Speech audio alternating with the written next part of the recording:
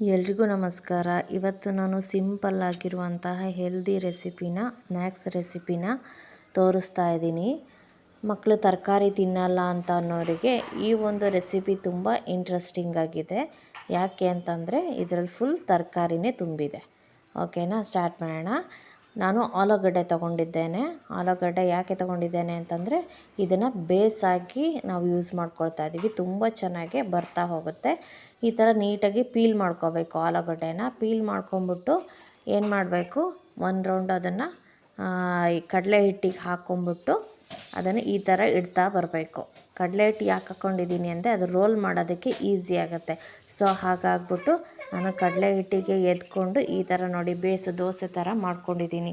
ದೋಸೆ ಥರ ಮಾಡ್ಕೊಂಬಿಟ್ಟು ಅದನ್ನು ಎರಡೂ ಕಡೆಗೂ ನಾವು ನೀಟಾಗಿ ಫ್ರೈ ಮಾಡ್ಕೊಳ್ಬೇಕು. ಫ್ರೈ ಮಾಡ್ಕೊಂಡ ನಂತರ ಅದಕ್ಕೆ ಬೇಕಾಗಿರುವಂತಹ ವೆಜಿಟೇಬಲ್ಸ್ನ ಸ್ಟಫ್ ಮಾಡೋದಕ್ಕೆ ನೀವು ಬೇಯಿಸಿಟ್ಕೊಳ್ಳಿ. ಹಾಗೆ ಇದಕ್ಕೆ sauce, soya sauce, chaat masala ಹಾಗೆ ಉಪ್ಪು ಹಾಕ್ಬಿಟ್ಟು ಸ್ವಲ್ಪ ನಿಮಗೆ ಬೇಕು ಅಂದರೆ ಇದು ಟೊಮೆಟೊ ಕೆಚಪ್ನ ಹಾಕಿ ಒಂದು ಸಿರಪ್ನ ರೆಡಿ ಮಾಡ್ಕೊಳ್ಳಿ. ಅದಾದ ನಂತರ ಸಾಸನ್ನ ರೆಡಿ ಮಾಡ್ಕೊಳ್ಳಿ. ಸಾಸನ್ನು ನೀವು ಆ ಒಂದು ಬೇಸ್ ಮೇಲೆ ನೀವು ಈ ಥರ ಹರಡ್ಕೊಂಬಿಟ್ಟು ಎಷ್ಟು ಬೇಕೋ ನೀವು ಟೇಸ್ಟಿಗೆ ಎಷ್ಟು ಬೇಕೋ ಅಷ್ಟನ್ನು ನೀವು ಸಾಸನ್ನ ಹಾಕ್ಕೊಂಡು ನೀಟಾಗಿ ಹರಡ್ಕೊಂಡು ಅದಕ್ಕೆ ಬೇಕಾಗಿರುವಂತಹ ವೆಜಿಟೇಬಲ್ಸ್ನ ಹಾಕ್ಬಿಟ್ಟು ರೋಲ್ ಮಾಡಿ ಕೊಡಿ. ಮಕ್ಕಳು ತುಂಬ ಎಂಜಾಯ್ ಮಾಡ್ಕೊಂಡು ತಿಂತಾರೆ. ಯಾಕೆಂದರೆ ಹೆಲ್ದಿ ರೆಸಿಪಿನೂ ಇದೆ, ಟೇಸ್ಟಿಯಾಗೂ ಇರುತ್ತೆ, ನೋಡೋಕ್ಕೆ ಚೆಂದನೂ ಕಾಣಿಸುತ್ತೆ.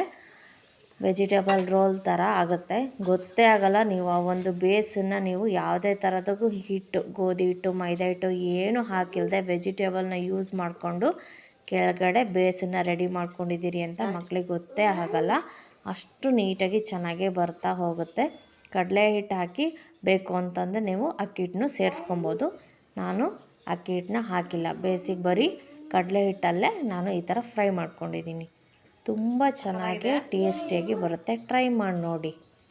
ಆಲೂಗಡ್ಡೆ ಸೂಪರಾಗಿ ಟೇಸ್ಟ್ ಬರುತ್ತಾ?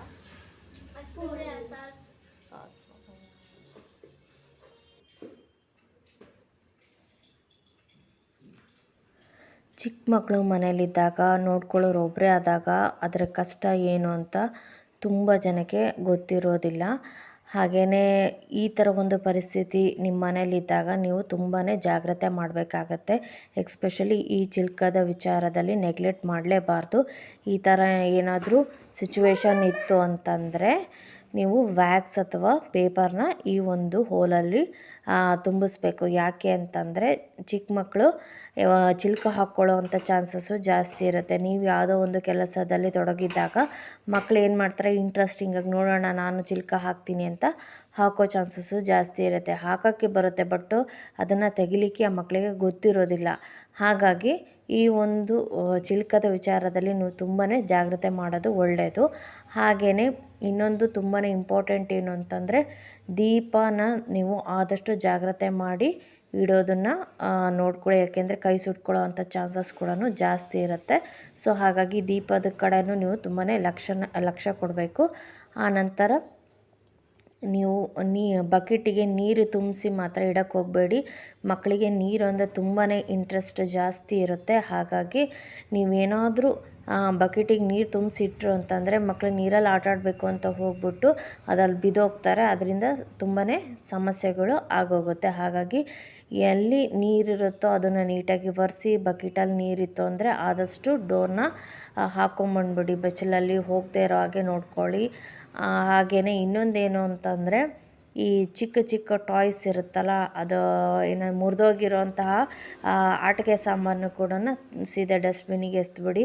ಯಾಕಂದರೆ ಬಾಯಲ್ಲಿ ಇಟ್ಕೊಳ್ಳೋವಂಥ ಚಾನ್ಸಸ್ ಕೂಡ ಜಾಸ್ತಿ ಇರುತ್ತೆ. ಹಾಗೆಯೇ ನಿಮ್ಮ ಮಕ್ಕಳಲ್ಲಿ ಈಗ ಸ್ಟೇಷ್ನರಿ ಐಟಮ್ಸು ಏನಂತಂದರೆ ಶಾರ್ಪ್ನರ್ ಆಗಲಿ, ಎರೇಸರ್ ಆಗಲಿ ಈ ಥರ ವಸ್ತು ಕೈಗೆ ಸಿಗೋ ಹಾಗೆ ಇಟ್ಕೋಬೇಡಿ. ಆದಷ್ಟು ಎತ್ತರ ಪ್ರದೇಶದಲ್ಲಿ ಚಿಕ್ಕ ಚಿಕ್ಕ ಐಟಮ್ಸ್ನ ಇಡೋದನ್ನು ಪ್ರಾಕ್ಟೀಸ್ ಮಾಡಿ. ಈ ಥರ ನೋಡಿ ರಬ್ಬರ್ ಕೂಡ ನೀವು ಮಕ್ಕಳ ಕೈಗೆ ಸಿಗದೇ ಇರೋಂಗೆ ನೋಡ್ಕೊಳ್ಳಿ ಅಂತ ಹೇಳ್ತಾ ಈ ಒಂದು ವಿಡಿಯೋ ನಿಮಗೆ ಯೂಸ್ ಆಗಿದೆ ಅಂದ್ಕೊತೀನಿ. ಮತ್ತೊಂದು ವಿಡಿಯೋದಲ್ಲಿ